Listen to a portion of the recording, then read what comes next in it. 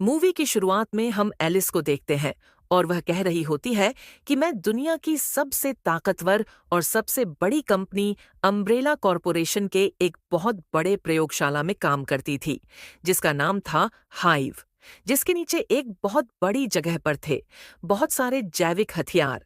लेकिन एक एक्सीडेंट में वायरस फैल गया और कंपनी के अंदर सारे लोग मारे गए।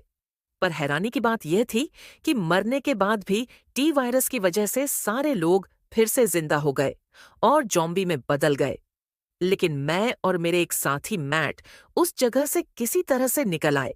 लेकिन तभी हमें कंपनी के लोगों ने पकड़ लिया और हमें अलग कर दिया, क्योंकि मैट भी वायरस से इफेक्ट हो चुका था।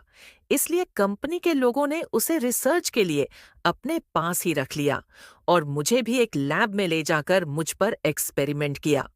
अब इसके बाद मूवी की सीन शिफ्ट होती है और हमें शहर के नीचे हाइव का एंट्रेंस दिखाया जाता है, जहां पर अम्ब्रेला कॉरपोरेशन के कुछ साइंटिस्ट पहुंचते हैं। और जैसे ही वो लोग दरवाजा खोलकर आगे बढ़ते हैं, तो बहुत सारे वायरस से अफेक्टेड जॉम्बीज आकर उन पर हमला कर देते हैं, जिसके बाद हम देख पाते हैं कि अम्ब्रेला कॉरपोरेशन के कुछ वर्कर्स कंपनी के डॉक्टर एशफर्ड के पास पहुंचते हैं और उन्हें अपने साथ चलने के लिए कहते हैं। लेकिन वह अपनी बेटी के बिना जाने से मना कर देते हैं। पर इसके बावजूद भी वह लोग डॉक्टर को जबरदस्ती अपने साथ ले जाते हैं और उनकी बेटी को भी स्कूल से पिकअप कर लेते हैं।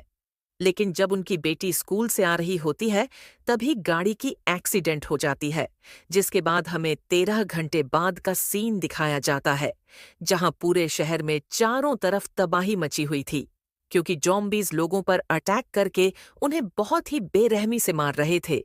इसीलिए पुलिस स्पेशल टीम की एक हेड, जिसका नाम है वैलेंटाइन, वो स्टेशन पहुंचती है और वहां पर मौजूद सारे जॉम्बीज को मारने लगती है।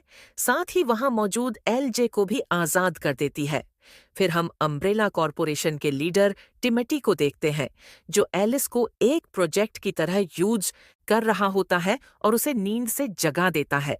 फिर हम एलिस को देखते हैं, जिसके पूरे शरीर में नीडल्स लगे होने की वजह से उसे काफी दर्द हो रहा होता है और दर्द की वजह से वह काफी जोर से चिल्ला रही होती है, जिसके बाद वह खुद को आजाद करके बाहर निकलती है। तो वो देखती है कि पूरा शहर वायरस की वजह से बर्बाद हो चुका है।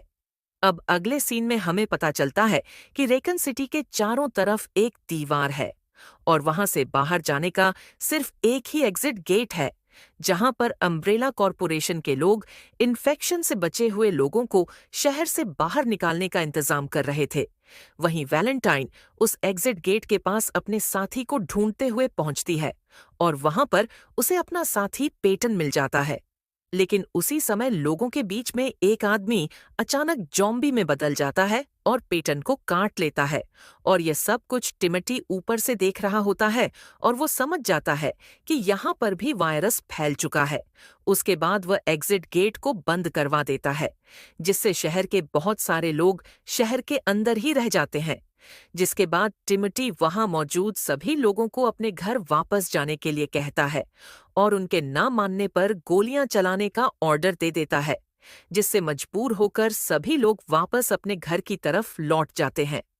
वहीं इसी तरफ हमें डॉक्टर एशवर्ड को दिखाया जाता है, जिनके पास टिमटी पहुंचता है और उन्हें वहां से निकलने के लिए कहता है। पर डॉक्टर अपनी बेटी के बिना वहां से जाने के लिए बिल्कुल भी तैयार नहीं होते, इसलिए वो कैंप में ही रुक जाते हैं। जिसके बाद वह अपनी बेटी की बॉडी पर लगाए हुए पर्सनल ट्रैकर की मदद से उसे ढूंढने की कोशिश करते हैं और उन्हें पता चलता है कि उनकी बेटी अभी भी स्कूल में ही मौजूद है। इसलिए वह अपनी बेटी को ढूंढने के लिए शहर के सीसीटीवी कैमरा हैक करके कुछ जिंदा लोगों की तलाश करने लगते हैं। तभी उन्हें एलिस दिखाई देती है, जो लैब से बचकर निकलने के बाद उसी हालत में अभी भी बाहर घूम रही थी। इसके बाद वह एक ऐसी जगह पहुंचती है जहां उसे हथियार और कपड़े दोनों ही चीज मिल जाती है। लेकिन इसी दौरान उसे अचानक याद आने लगता है कि उसके ऊपर एक्सपेरिमेंट के दौरान साइंटिस्ट ने उसकी बॉडी में टी वायरस इंजेक्ट कर दिया था, जिससे उसके शरीर में काफी बदलाव हो चुके हैं। वहीं डॉक्टर एशफर्ड कैमरे की मदद से वैलेंटाइन और उसके साथी पेटन और उनके साथ एक रिपोर्टर को देखते हैं जो छिपने के लिए बचकर एक चर्च में पहुंचते हैं। लेकिन अंदर जाने के बाद उन्हें एक आदमी मिलता है जो उन्हें गन पॉइंट करके कहता है कि यह चर्च मैंने पहले ढूंढा था, तुम लोग यहाँ क्यों आए हो? लेकिन वह कहते हैं कि हम सब यहाँ रह सकते हैं।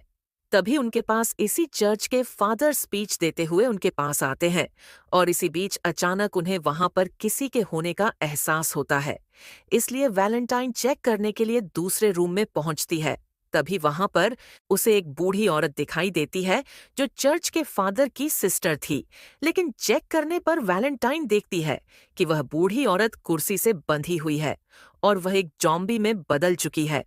पर इसके बावजूद भी फादर मरे हुए लोगों को अपनी जॉम्बी सिस्टर को खिला रहा है। पर इससे पहले कि वैलेंटाइन उस जॉम्बी को शूट करती, तभी जॉम्बी फादर पर हमला करके उन्हें मार डालती है।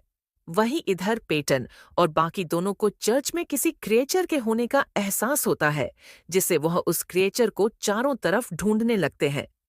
तभी अचानक वो क्रिएचर उनके एक आदमी पर अटैक करके उसे मार देता है और वैलेंटाइन ये सब देखकर बहुत ज्यादा घबरा जाती है।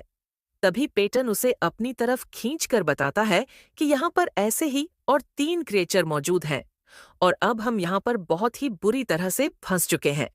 हालांकि वह सब मिलकर उसे मारने की कोशिश करते हैं, लेकिन उनकी गोलियां खत्म हो जाती हैं और वह क्रिएचर बिल्कुल उनके सामने आ जाता है। तभी वहां पर बाइक लेकर एलिस पहुंच जाती है और बाइक को क्रिएचर की तरफ फेंककर गोली चला देती है, जिससे बाइक के साथ साथ क्रिएचर भी ब्लास्ट हो जाता है। जिसके बाद एलिस बाकी क्रिएचर्स को भी एक एक करके मार देती है। दूसरी तरफ हमें दिखाया जाता है कि शहर के लोग धीरे धीरे बड़े तादाद में वायरस से अफेक्ट हो रहे हैं और जॉम्बीज में बदल रहे हैं और अम्ब्रेला कॉरपोरेशन के सोल्जर्स को भी अपना शिकार बना रहे हैं। लेकिन सोल्जर्स जॉम्बीज का सामना करते हुए किसी तरह से अपनी जान बचाकर वहां से निकल जाते हैं।